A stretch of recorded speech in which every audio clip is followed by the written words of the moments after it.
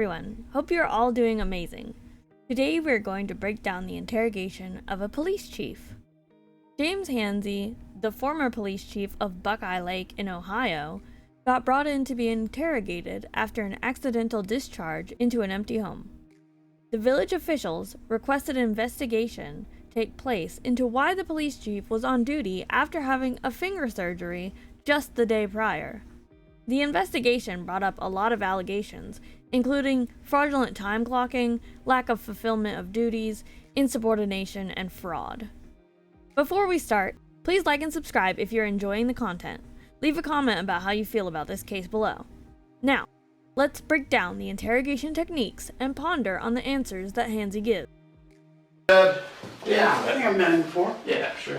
Out the office that day. Yeah? Yeah. I met you in the past too. Alright.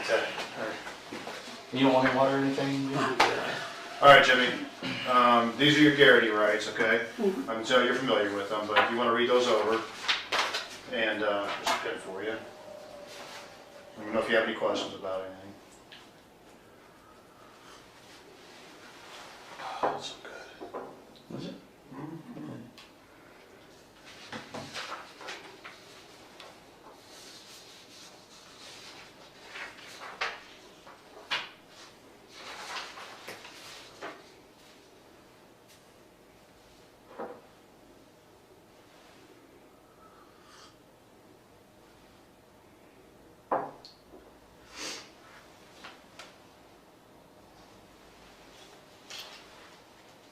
'It's cold in here too. This is a little chilly. I'm not joking on.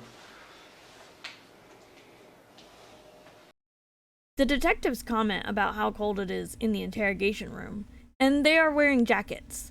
Interrogation rooms are purposefully kept cold in order to increase the discomfort and anxiety in the suspect that is being interrogated.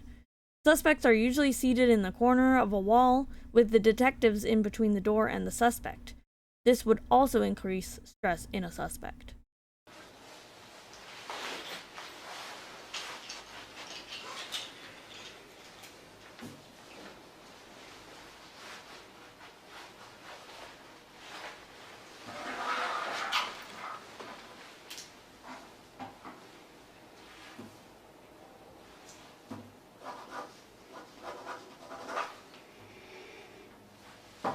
Four.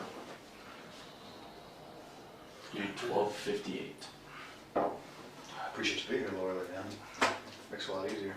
Yeah, I kind of figured you guys were busy or... It never ends. It doesn't. It never ends. It never stops.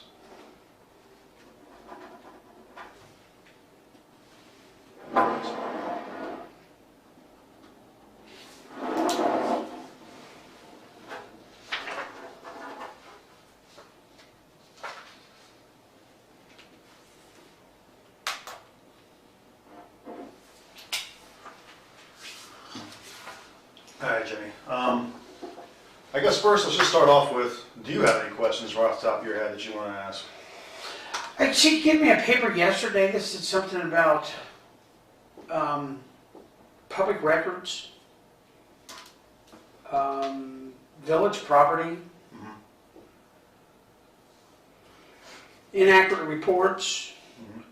I forget what the other one was. Okay. Okay. Do you know anything about that stuff, about the inaccurate reports to City Council? We'll get to those, I'll tell you. I'll try to go chronologically, that way makes more sense to us and to you then. But just tell me about what happened during the accidental shooting. Obviously I've gotten stories, a couple of different, people told me, but, you're the guy that accidentally discharged a weapon, so I can't wait to hear from you, man. Firstly, the detective learns what is bothering the suspect by asking them if they have any questions first. This lets the detective know what is important to the suspect, aka what can be used as leverage. Clearly, Hanzey wants to know what the reports are, since the reports would be about issues the village officials are wanting investigated, and Hanzey wants to know how much they know. Then the detective steers to where he actually wants to start the investigation. He uses two different techniques with this first segment. The first one is asking an open question. The first one is asking an open question, which gives the suspect free rein to answer and potentially lie to the detective, which would then later be used against the suspect once rapport is built. The second technique is to put pressure on the suspect to really think about their answer by saying that they have already been told a version by multiple other people. This will cause the suspect, if they're lying, to try and match what they believe is the version being told while at the same time covering their own ass.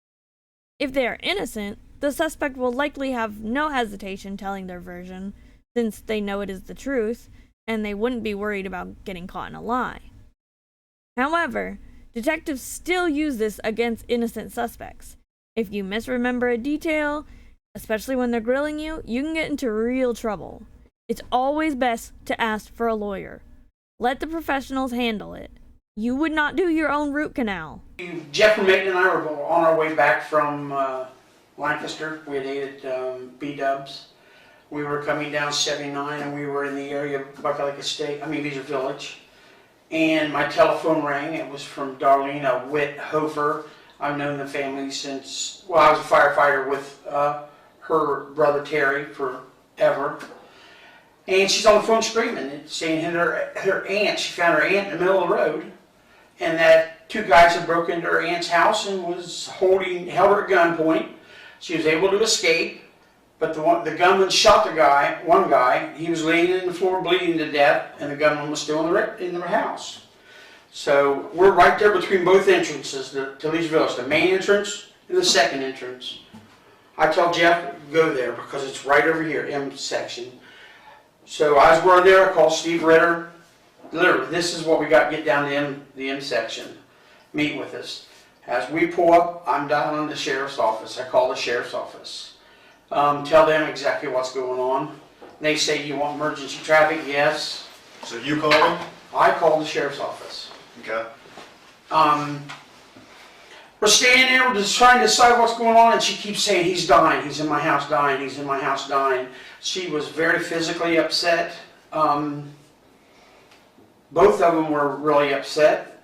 I had no belief to doubt them. Mm-hmm.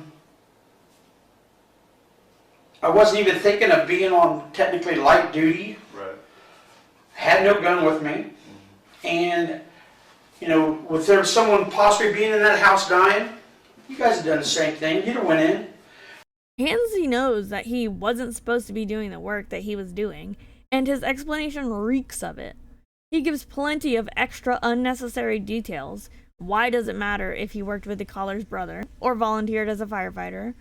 And even tries to rope the detectives in to agreeing with him by saying, oh, you guys would have acted the same, which is just justifying his actions before he's even explained his actions. Guilty parties often try to justify behavior before explaining what they did, in order to lessen or completely remove the feelings of judgment they expect to receive. We had 3 people here, and we've been trained. I told Ritter, give me your handgun. Vermaiden went around the side of the trailer to see if there was a door on the back. I said, go get your rifle, because we don't know what he's got. Give me your handgun. It's the same identical handgun that I've got. And we went in, cover 3. Vermaiden was the first one in the door, went to the right. Because it's a single wide.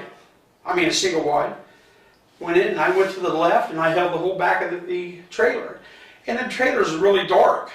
And the only lights that's on is their flashlights and a TV in the very back room.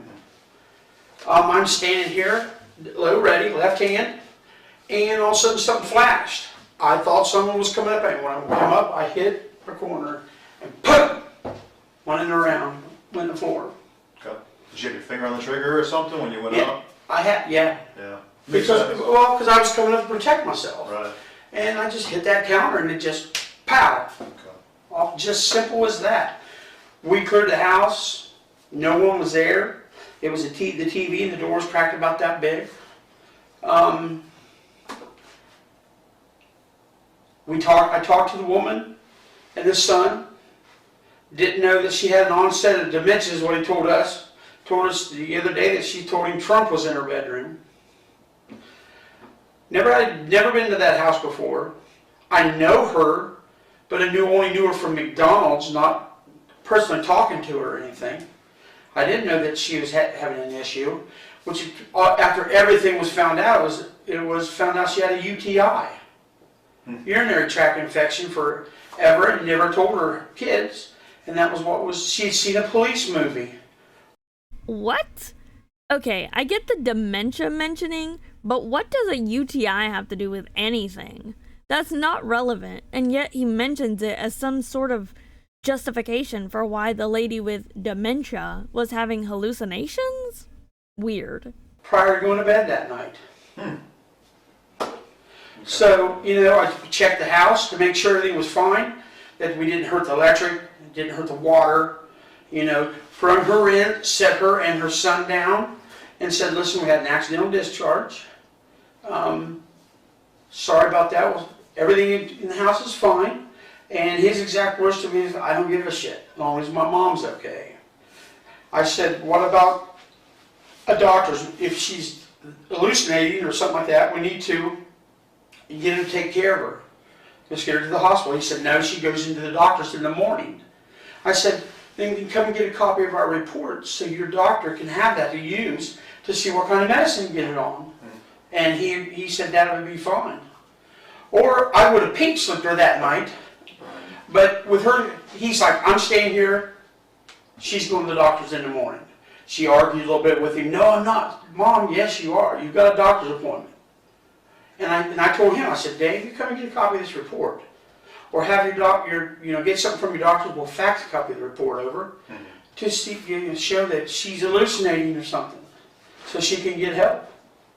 Okay. And we went back to the office. All three of us wrote up our statements, wrote up the use of force where I had the accidental discharge, and went from there. I called the mayor. Did you do a call record at that time, or a report at that time? Because when I went over and talked to you, you didn't have one yet. It was in the computer, yes. Okay. Jack from Mayton should have faxed it to you. We had a CR number. Of course it was someone else's fault that your report didn't get to the place it needed to be. Plus, all the terms of we, and he even has to edit himself. Our use of force, my accidental discharge. Yeah, the other two didn't do anything. Don't blame them. Right. Yes, CR number and the square CR number was filled out and everything. Okay. It hadn't been typed in yet, but it was put in the book, and it was handwritten out. Okay, you said you notified dispatch, right? Yes. Okay, did Ritter also notify dispatch, or did he just come right to the scene with you guys and help clear the trailer?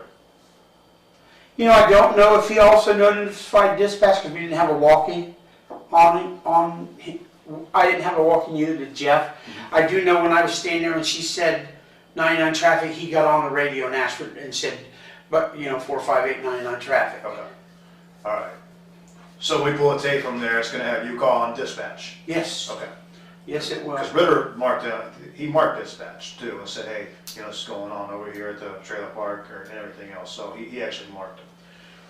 So you guys get over there, you have your external discharge, talk to the people, everything's fine with them.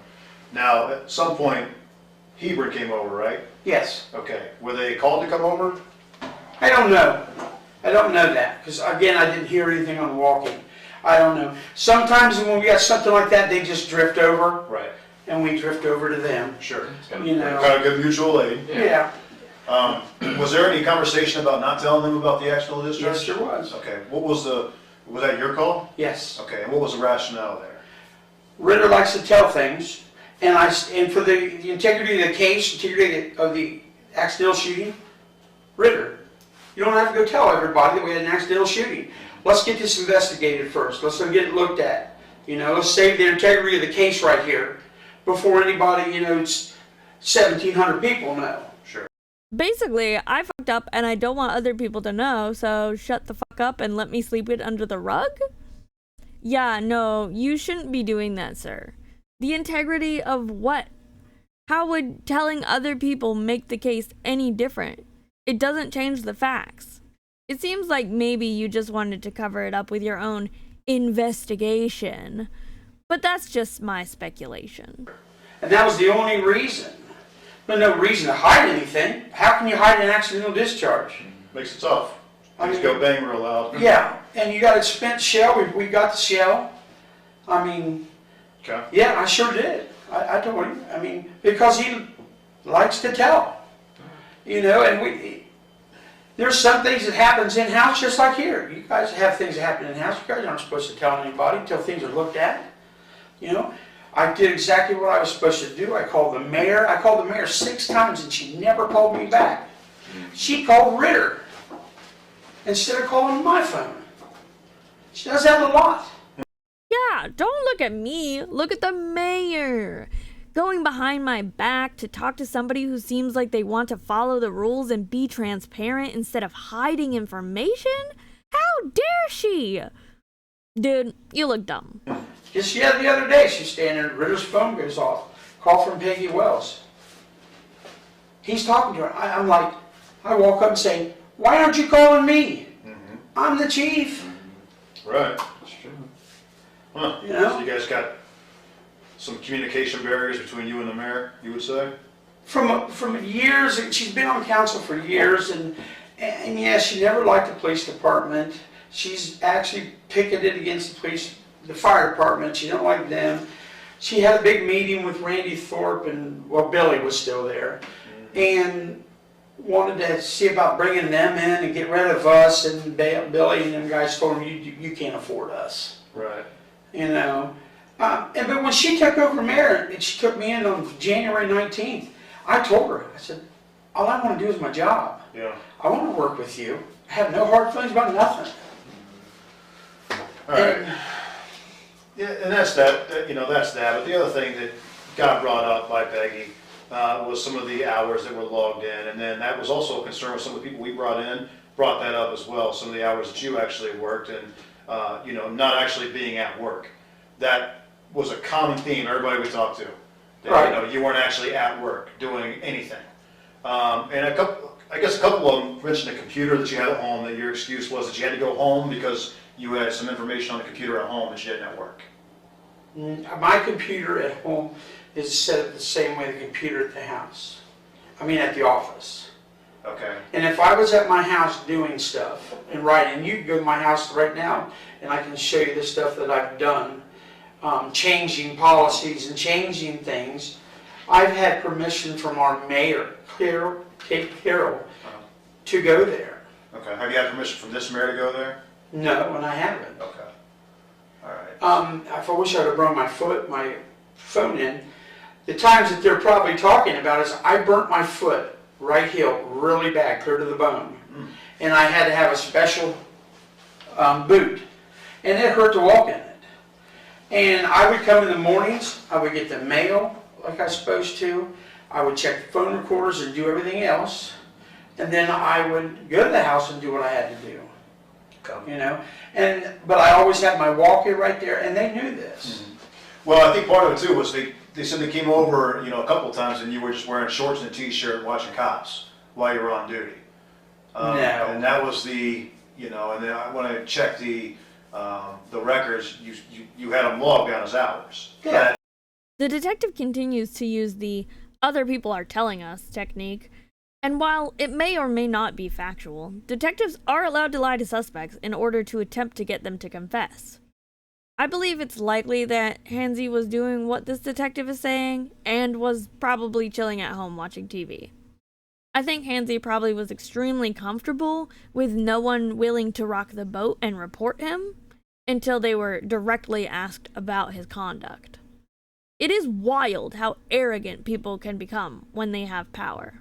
Day, you know, but my concern is if you're at home that day, you know, and that's true, let's say that's true what he's saying, you know, if you're just sitting around watching cops when you're supposed to be at work, that could be an issue. Right. Obviously, I mean, you're the chief of police, you wouldn't want one of your guys doing that, you know, so, I mean, you gotta understand from, you know, our perspective, looking at numbers and looking at everything else that you know, are brought to us as a concern, we have to try to figure out why, or justify why that's happening.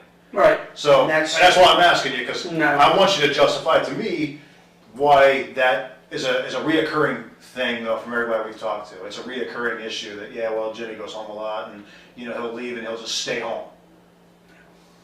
But literally it's a reoccurring thing. Everybody said the same thing. Why do you think that is, Jimmy? I would go home a lot, but I would not. I would be in blue jeans or my BDU pants and a shirt that always said police, and I would be doing the stuff that I was allowed to do on the computer for the mayor. The detective uses an effective technique of asking the suspect why other people would be saying such things about them. And Hanzey goes ahead and confesses to the part that he thinks will still keep him out of trouble. Well, yeah, I do go home, but I'm still wearing a shirt that says police, so that counts, right? It's laughable. And then I would go out and go get cars, tag numbers and stuff with the junk cars, and I would do my OLEG, and or write it up. I wouldn't do the OLEG at the house because I couldn't. I could only do it at the office. But I would write the junk car stuff up. Okay. I mean, just because if they come home and see me, I'm in a T-shirt that says police and I'm not wearing my full uniform with the bags and all this, everything else, doesn't mean that I'm cheating the system and not working. I'm doing a lot of things in the background that... Speaking of that, junk cars, I wanted to ask you about that too. What are your procedures for junking cars? Junking cars? Yeah, let's say you get a car in an impound, nobody comes and gets it. What are your procedures to get rid of that vehicle? Run the thing through the state of Ohio. They come back and tell us if there's a lien on it. And then you send that person, or if there's a lien on it, you send that person 10-day notice. Or if there's no lien on it, you send that person, the owner, 10-day notice. And then if they don't collect it, or we get it back, they've got 10 days to pay the towing or anything like that. If not, then I go get a title from the BMV, and then we gather how many other cars we got up, get 3 bids, and then people come out and look at the, like junkyards or private people or whatever. They look at all the cars all at once and give you 3 bids, and the highest bidder gets them. Okay. And they get them all intact, the way they're supposed to be. Okay. You ever taken any batteries out and sold the batteries? No. No? And the reason I'm asking in this setting, Jimmy, is this is a setting where under Gary, you can't be charged with what we're talking about. We can't talk about this criminally. Right. Okay, but if that comes out criminally, there's going to be some issues probably with stealing. Okay. So there's been those allegations, and a little more than just allegations, very, very specific things that I've checked out that are not making a lot of sense, okay? One of them especially being a water pump that was taken off of a truck for Randy. And Randy gave the water pump to his brother, Gary. And Randy had your permission to take the water pump off of the truck that was in the impound lot. So think about that before you answer me, Jimmy, because I want you to be really honest with me, man. I am. My goal here, dude, I respect you. I really do genuinely like you. I want to make sure that you come out of this thing, okay. Whether that's okay with your job, okay without your job, but what I don't want to see is something that, you get charged for or go to jail for. This "I'm on your side" technique puts pressure on the suspect to confess to the detective, as it seems like the detective is the only one who can help them out of it. By implying that criminal charges could come or worsen, it provides more incentive for a suspect to come clean about a crime. Right. You know what I'm saying? If anything was taken off them cars, the village already owned them, and they had permission from the mayor to take anything. I personally have never taken anything off the cars, out of the cars, anything. Now Randy and Mark Dimmick has, yes. But they've always had permission, and they've never done anything until the vehicles were owned by the village. Sure. And they were going to the junk yard. They were getting loaded up that day or the next day and going to the junkyard to be crushed. Okay. So yes, I did allow it to happen, but I personally didn't take anything, and it's the mayor's fault, and it was because the cars were getting crushed anyway. 1, dang, how many excuses are you gonna throw out? 2, yeah, but the junkyard paid for those vehicles with the items that were already on them, so it's still theft to remove anything from the vehicle after the point on which it has been purchased. And I'm sure it also went against the policies of junking cars as well. So it's all the same pile of money, right? I mean, if one car goes, it goes whole, or it goes, are they junking it out? Are they checking for all the equipment? Or are they making sure that if they can pull the engine or a water pump or anything off of that the junkyard will do that? Or you just sell them out as a whole? Sell them at the car. I've seen it, when I've taken them there, they ran the forks through the forklift, through the windows, picked it up, put it in this thing, put it down. Yeah, crush everything like a sandwich. Yep. But if I didn't even know about a water pump to Gary. But if it was taken, battery, water pump, I will tell you, I knew a jack was taken, one of them scissor jacks, but it was already up on the trailer, trunk wouldn't lock, and Randy's like, oh, we got a jack. All right. But the village owned them vehicles.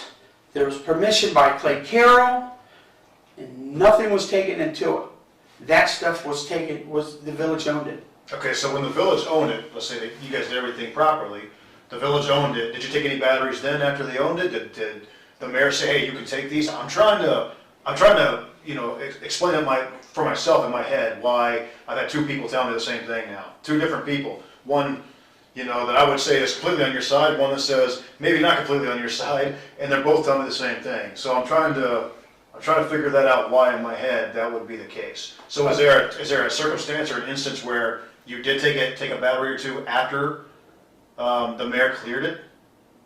I've never taken a battery. Never. Never. Okay. Never. All right. Well, I needed to ask you about that because, like I said, I've had a couple of them here. All right. So you don't know anything about Randy taking the water pump? No. Okay. Because Randy's saying he had your permission to do it, not the mayor's. Saying he had your permission. Well, he probably asked me, hey, I'm going to get something off one of these cars. And it may have been, you know, it may have been a water pump, but I don't remember. But no one took anything until the village owned the vehicles and they were going to the scrapyard. Okay. Okay, sir. So, yes, you did give him permission, saying, I didn't have knowledge about the water pump, and immediately following it with, well, I can't remember what the item was, is not very confidence-inducing. Guilty suspects lie, get called out and pressed, and then slowly leak out bits of the truth over time, with justifications for why their behavior was not wrong. Classic. Okay. All right. Matter of fact, I got to tell you, Yeah. they took a set of tires off once for a vehicle. There's good tires that were going to the junkyard. We put it up on the thing, they lifted it up, took the tires off. Because it would have fit one of the village work vehicles. Oh, nice. So, you know, it was things like that. Jimmy, have you ever taken anything from the vehicles that the mayor said you could take? No. Any of the vehicles that you were going to impound? No. Okay. All right. Going back to now. I didn't. I just let or told my officers to. Also, now you're admitting to even more theft with the tires. I will say the detective was smooth here. He knows how to act like he's on Hanzey's side, so he supports the suspect's last statement with the nice and a head nod, to lead Hanzey to believe that the detective understands and even approves of his actions. This will make it easier for Hanzey to want to tell the detective more, since he seems to be on the same page with him. The accidental shooting, I'm going to call it accidental discharge. It wasn't. I mean, you shot the ground, right? Essentially. You knew that you were not on duty, right? I knew I was on light duty. Okay. You weren't even on light duty according to your doctor's excuse. You were on light duty until the 12th. No, I had the doctor's excuse with me. I've got the doctor's excuse. It doesn't say that you can return until the 12th. And this incident happened on the 10th. But you were not to return to work until the 12th. Okay, the 12th was a Monday. Yes. All right, and this happened on a Saturday. Yes, I could return to duty on Monday. Yes, on Monday. So that means you weren't on duty. You weren't on duty at all, right? That's why you didn't have a gun with you I would assume you had your police ID probably, but you didn't have your firearm, right? Mm. Okay. That's because you were not on duty, correct? No, I don't feel that way. I feel that I'm in the village, I'm on duty. Even though the doctor's saying you're not allowed to be on duty until the 12th. The doctor said you return to duty. That's a return to work. Right. Okay? I was physically working to get paid. I got paid through sick time, but physically showing up and doing the work. But I considered myself on duty because I'm in the village. I live in the village. I'm the chief of police, so I'm 24/7. So yeah, I considered myself on duty. A whole lot more justifications for why he was abusing his power. On the one hand, it's kind of sad. Like, dude, take a couple of days off. You just had surgery. But on the other hand, it's terrifying. Was he still on pain or sedation medications, which impacted his ability to think and respond appropriately? I'm not sure, but I would think after a surgery to amputate a portion of his finger, he probably would be. We definitely don't need people working under the influence, and especially not when they have access to guns. Yikes. Okay, so if one of your officers acted the same way you did, in the same manner, you wouldn't have a problem with that then at all? If they were not due to come back to work for 2 more days and they took a call in the village, they took a call, even though they're not cleared to come back for 2 more days, would you per se, do you have a problem with that? If it was the same situation that I was put in, Sure, call exactly the same. no, I would not. Okay, and why is that? Because there was imminent risk of death. He was there. He had plenty enough people to take care of what the situation was. And I believe he has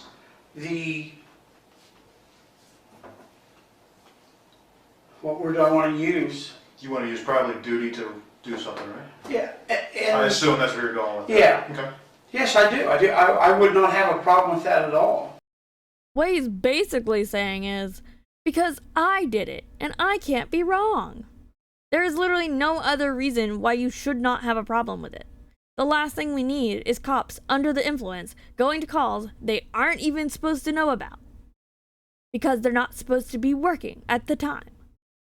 Also, like you said, there were other people there that would have been able to handle it, thus making him redundant, and another great reason as to why he shouldn't be there in the first place. I mean, the accidental discharge was very unfortunate and a bad timing, but, you know, no, I wouldn't have a problem with that at all because of the imminent danger. And it was just the way she was saying it, you know, just like, he's dying, please help, please help, please help. Okay.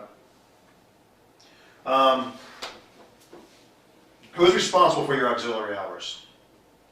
Jeff or Maiden. Okay. And who's responsible for are you his boss? Yes. Okay, so are you also responsible for the hours that go over to city council? You're turning those into city council, right, as a document? As the end of the month report, you mean? Yeah, the end of the month report where you've got all the hours listed for everybody that worked, all the calls were taken, all that stuff. Yeah, we get the calls and everything out of the computer system. Okay. And Jeff would estimate the hours. How's he estimating the hours? I'm confused on that part. I worked 80 hours a week. Uh-huh. I mean, 80 hours a week. Every 2 weeks? Every 2 weeks. That's 160 a month, so he'd put 160. He would take what he was supposed to work, divide that by 2. That's what he would get, just down the line like that. Okay, that's for the full-timers, right? For the paid, yes. For the paid people. And Jeff or Maiden was in charge of all the paid people to make sure that all of their numbers were accurate? Well, we would turn in them on the payroll slip. Right, but who was ultimately responsible for that? To make sure those numbers are correct? Those numbers were estimations. They were never correct, not meant to be correct. You guys are paid by the hour, right? Mm-hmm. How do you get paid by the hour, an estimate by the hour? How does that work? Because we have a time clock, we gotta turn stuff, I mean, we literally have a time clock. So we don't. Right, which is crazy, but it keeps track of our hours very well. We used to have a time clock, and for some reason, I don't know why it went out. But if you don't work... You're the police chief. You should know either why you don't have it anymore, or you should bring someone to fix it. Also, what a sketchy answer. Oh, our times were never meant to be exact. Only estimates. Yeah, that's kind of not how a job works. You can't just be like, yeah, I think I worked 40 hours this week, so pay me according to that. That's just so sketchy. If I estimate you worked 20 hours, but you only worked 15 hours, am I not cheating a village out of 5 hours? Or your police department, with your limited budget, are you cheating yourselves out of hours if you do it that way? No, because our hours was not estimated, the hours worked was by our time sheets. Okay. And then it was verified with Mary over here. Okay, how would Mary know how much you worked? Oh, she would see us. I mean, you would write your hours down. Right. I mean, you know, like if you go out there right now, I'll sit here with you. You'll see 6 a.m. on my timesheet, but you won't have a time ending. Okay. Because before I leave and go home, I would write, okay, let's say I'm up 4 today. I write 4 p.m. amount of hours, and you come over here and you put the hours. Yes. Do you have you don't do any kind of trip sheets or anything then, right? 'Cause you're the chief? We mean trip sheets. Like a trip log, like No. your officers do when they're out riding around, driving No. around and stuff. Which makes sense. You're the chief of police, so you're just putting in your time, your hours, and that's it. Yeah. All right. So who is ultimately responsible for making sure those hours are correct? Are you talking on the sheet that? I'm talking about the sheets that you guys turn in to Mary. Who is responsible for those numbers that go over there? Ultimately me. Okay. But I didn't do their time sheets. They would do. Each officer does their own time sheet. Sure. Like if you two work for me, you do your time sheet, you do your time sheet, and then on Monday mornings when I come into work when it was supposed to be turned in, I'd look. Right. All right. I know your day's off. Right. And I'm going to know if you had to work over or something. Mm-hmm. I'm going to know that, and I just verify it through there, and then I sign it. So you know when somebody has to work over or comes in for somebody else, they notify you, so you know about it. Yeah. Okay. All right. So then you're ultimately responsible for making sure the numbers are accurate when they go to Mary, who I assume Mary does some other report as well, or did at the time. I have no clue. We just turn in our time sheets to her. But you make a report for city council, or for village council. I'm sorry, if I keep calling city council, I'm Yeah. just used to this. You make a report for village council, right? The end of the month, they would get a report. Yes. On with the fire department and every street department and everything else. Right. And that report is done by who? We're making. Okay, so Vermaiden does the report. He does the report up, and I would assume, since you're the guy in charge ultimately, and you're the one responsible for numbers ultimately, you look at that report. No. You don't look at the report that Vermaiden's doing? No. He would come in or on a Friday when I'm off on Fridays, and he knows Monday is the council meeting. He would do it up, and then he would take it over and give it to Valerie. There's plenty of times I would never see that report. Okay. So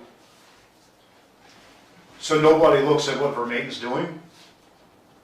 As far as the numbers go? On something like that, no. Okay. Because they were just estimated numbers of, he could put me down for 160 hours a month. I'm talking about, okay, I see where you're going with that. I'm sorry, Jimmy. Let's go back, let's say the auxiliaries. Who keeps track of their numbers then? I got where paid guys are, Vermaiden's in charge of the paid guys. I got. So you're just basically admitting that you don't verify the hours on the final statement, and no one checks you to make sure that your hours are accurate either. So you're just not doing your job. That doesn't sound corrupt at all. Vermaiden. So Vermaiden's also in charge of the Yes. auxiliaries. Okay. So when those numbers go over, do you check their numbers too to make sure that they're accurate? Because like you said, you know who's coming and going in your police department. Well, he'd put the hours down for them. They were, some of them worked 16 hours a month. Some of them worked more. And some of them worked less. In fact, a lot of them worked less. I have no clue. But you know who's coming and going, Jimmy. That's the whole thing I want to get at. You know who's coming and going in the department, and there are people like Schilling. Is it Schilling? Schiller? Mm-hmm. I know Jason Schilling. Jason Schilling. Yeah. I talked to lots of people, and they said he only comes during taser training. That's it. And he's listed for 16 hours a month, Correct. every single month. Correct. Because Frank Foster, our mayor, Uh-huh. said he did our radar, he did our taser, and he did something, what else did he do? Radar, taser, I want to say self-defense.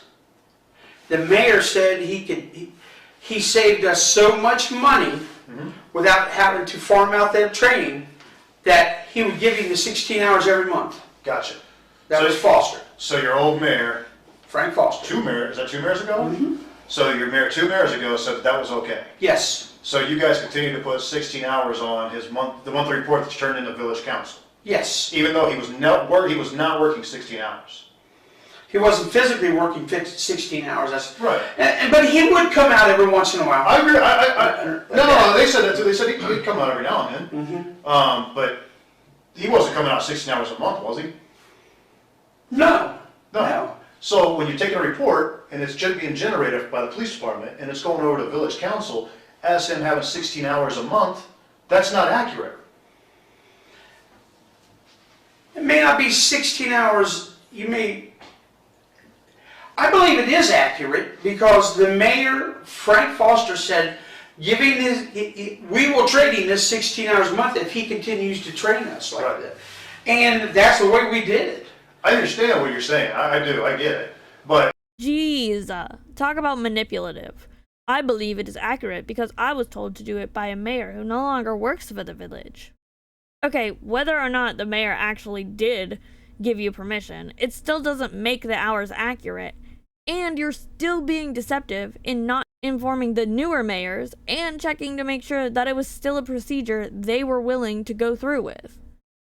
Seems like a pattern of deception and corruption to me. a guy like that's invaluable. But you want that guy to actually work. And when you're presenting those numbers to the village council, the numbers don't match what is actually going on. So if you're putting 16 hours down, it looks like that guy's been there for 16 hours that month. He put in at least 16 hours of time, right? If you wanted to look at it that way, yes. I don't know, I really don't know how else to look at it, Jimmy, when it comes to that, because, again, yeah, valuable guy, you want to keep him around, you want to keep him happy, but he's not putting the numbers in that you are saying he's putting in. Does that make sense? Is that fair I to see say? the number side of things. Okay. I see your number Yes. side of things.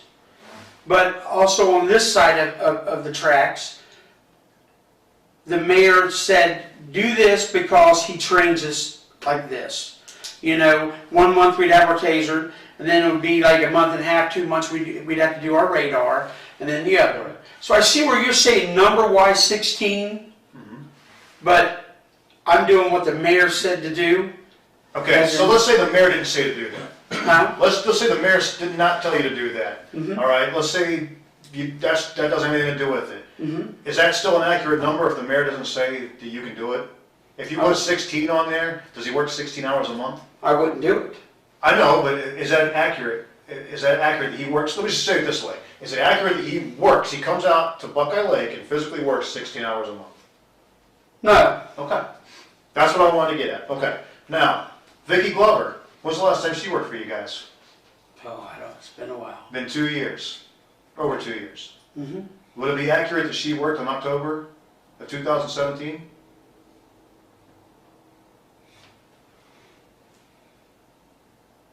No.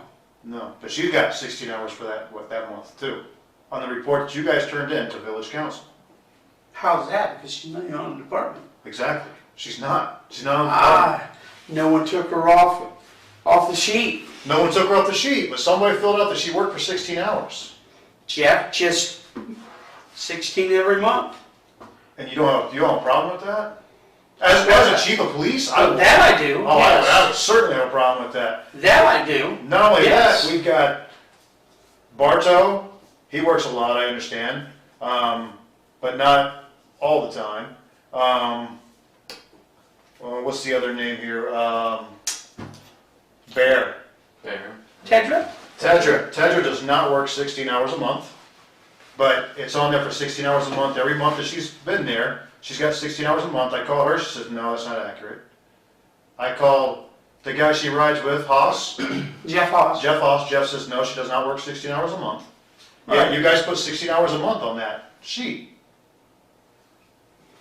Again, You understand, that's a criminal charge. That could be a criminal charge to do all that There's no stuff. monetary value. There's no monetary value, you're making it public record, you're falsifying a public document, because it's going over to village council. You see what I'm saying? So you're falsifying a document that goes over there, and I don't know why, I don't get it, I really don't understand it, you know, but, I mean, this is a place to explain it, Jimmy, if you're going to. I mean, this is where it gets explained. Well, sure, I know, this is where it gets explained. Jeff did them, and probably I should have critiqued them. But, you know, that's my bad, I'm sorry about that, but Jeff did them. So who's ultimately responsible for those hours? You are. That's what we just said, right? Right. You're responsible for them, okay? And if it's something that, you know, you screwed up with and you should have more oversight, then just say that, like you just did. You know, Yeah, you're right. I probably should have, but, you know, you delegate something to someone, and you have faith in that person. And evidently, I shouldn't have had faith in that person. Well, here's the thing, I delegate things to him all the time, constantly, because I'm a supervisor. But what I also do on the back end is I go and check to make sure they're done. Not that I don't trust them, but, you know, being a supervisor, you have to make sure. And that's what I should have done. Yeah, and let's. Oh my gosh. Just throw your subordinate under the bus because you aren't doing your job. Hanzey seems to be blissfully unaware of any of the goings on at his department. But whoopsie, it was just an oversight. Darn, I'll be better next time. No, sir. Stop right there. Also, as a police chief, you should know better than to be admitting all of this. But it's kind of funny to watch Hanzey stumble through this pelting. The biggest thing is, and especially in our job, is accountability. We Right. all have to be accountable. Ultimately, whatever I screw up, he's my supervisor. right. It goes on him. He actually screws up if I screw up. You know, and you're the department head, right? I mean, everything under you falls on your shoulders, correct? Yeah, and you know, when I would delegate things to Andy, and Andy would do it, and it'd be done right. And I probably, and I shouldn't even use the word probably. I expected the same thing out of Jeff from Maton. Sure. And you know, and I thought, well, you know, I've known Jeff for a long time. He's not a screw up. He's doing what he's supposed to do.